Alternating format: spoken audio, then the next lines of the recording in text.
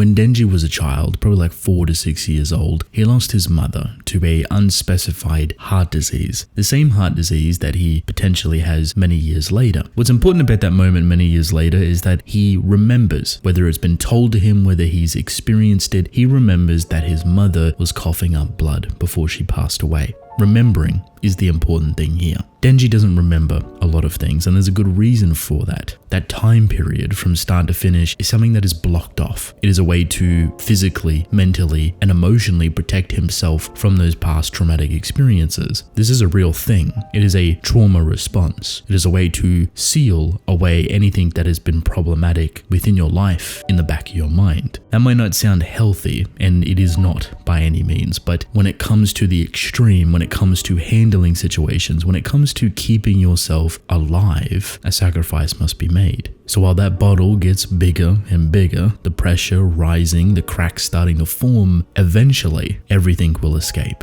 And if it isn't nurtured, aided, or helped, it can cause really massive problematic damage. So something as small as Denji remembering his mother, even if it's in a painful way, makes me think that she is a good person, that she is memorable, that she is worth remembering. I say this because his childhood is not the brightest. If anything, it is pitch black, darkness, and at such an important age of development. If you ever wondered why Denji as a 15, 16-year-old is a little bit slow, a little bit childish, a little bit goofy, does not really understand or know the world at all, it is because his mind was that of a 6 to 10-year-old. That's where it stopped forming. That's where it stopped developing. Extremely traumatic experiences can stop this entirely, can leave lifelong negative effects. This specifically comes from his father, but the spiraling and downfall of his father comes from his mother, who passed. So originally, it is inferred that Denji's family was actually normal. His mother was healthy, his father was just a normal guy, and Denji just a young boy. But when his mother passed away, that is when the cracks started to form. Death, to any extent, can obviously do this. Denji's father took it the worst. He started to drink more, he started to gamble, he started to neglect Denji from basic necessities, he started to abuse him mentally, emotionally, physically. Over a period of time that reaches a point of critical, it becomes volatile. Something has to be done. So Denji done something.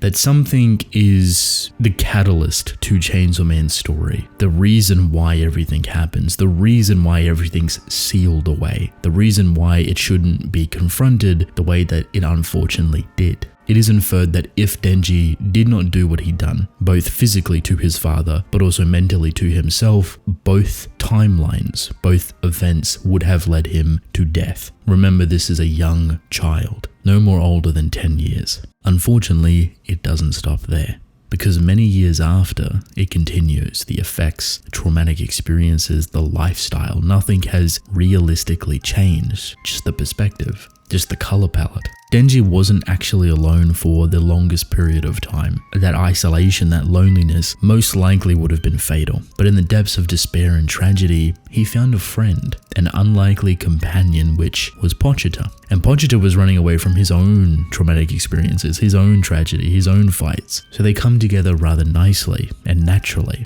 but from completely opposite ends. One a human being not treated like a human, and a devil that is now being treated with compassion and care by the said humans they're meant to devour.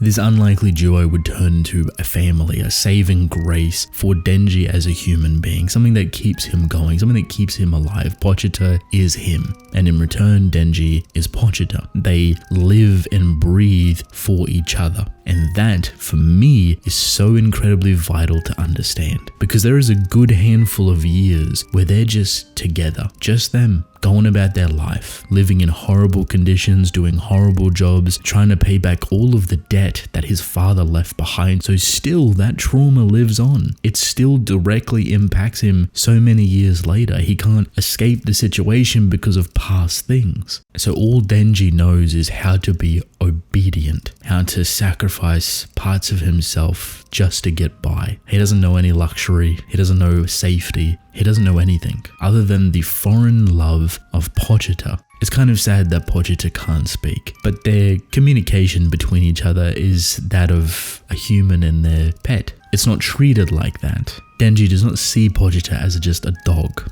or a devil, but a family member. And that's important because when Pochita does speak for the first time, it's kind of revolutionary. For Denji, it changes his whole perception. Back then, he probably thought he was delusional, but it comes in at a point where it changes everything.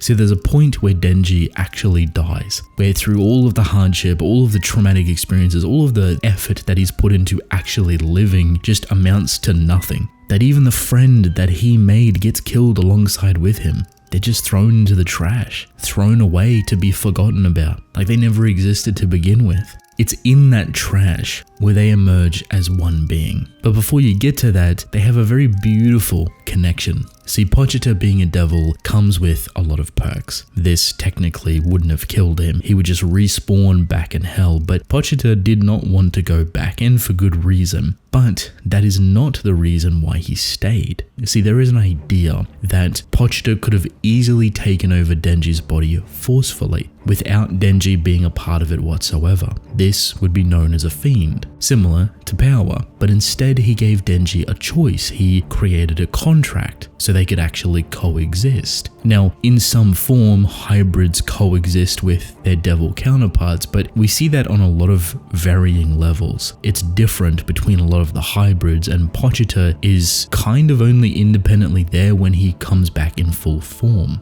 Funny enough though, when Pochita does come out to play, there is actually traits of Denji that still exist, and that is most likely because they are infused together. So you have a very beautiful moment through all of the hardships. The one thing that still lives on is their love for each other. They fuse, they become one, and Denji is reborn as Chainsaw Man.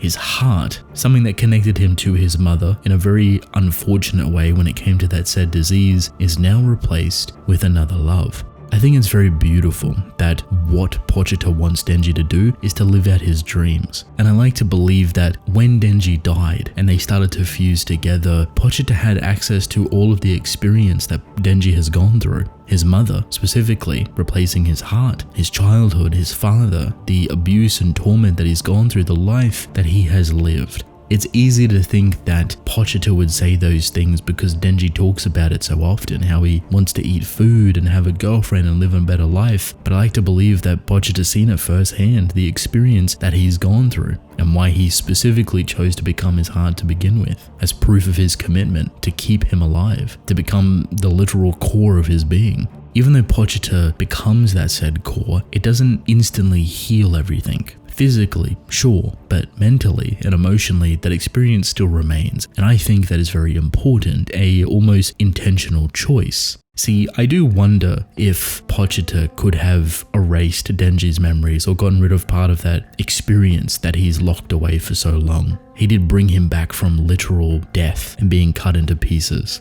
Healing that trauma, aiding it, nurturing it, confronting it, opening that door little by little to understand what you've locked away, the murder that you committed. The death of your father wasn't something that just happened. It wasn't due to your father being an alcoholic or getting in with the wrong people. It was because what he was doing to you, to Denji. Denji killed his father. That is what he locked away. It's so unfortunate that he never got the experience to open that door himself, because arguably he was close to doing it. The things that he was doing, the family that he built, the people that he come to love, while it was artificial and manipulated, there was truth within it. Power and Argy were the best things that happened to Denji's life, right next to Pochita. And we all know how that went. Denji now, I would say, is in a much different position, a much better position, but still problematic. He hasn't healed properly. He's not really had time to. Instead, he has grown a lot more. He has pivoted away from self-healing and more so directing. This is him parenting, being a father figure or a big brother to Naoyuta. And doing that provides a purpose, provides a life that obviously he never thought of, and indirectly can heal a lot of those past experiences. His family, even though incredibly different, still shares a lot of equality with his prior. The pets that he has, for example, all of the dogs, they were Makima's, and he could have easily just got rid of them. He could easily hate what she'd done to him, but still there remains hope that he does not hate her the way that you would actually think. And the value of those dogs, funny enough, are not just mere pets. They are almost the equivalent of him. Even though he's changed from many, many years ago, it's a great callback to the Denji and Pochita situation at the beginning of the story. That two entirely different beings sit very equally on this playing field. That their worth in life is identical. That is how Denji views it, and within this environment you create a very beautiful upbringing for Naruto, someone that he is nurturing, trying to give something better than what he had. I don't know about you, but that, chef kiss, perfection, and only a part of what his story actually tells you.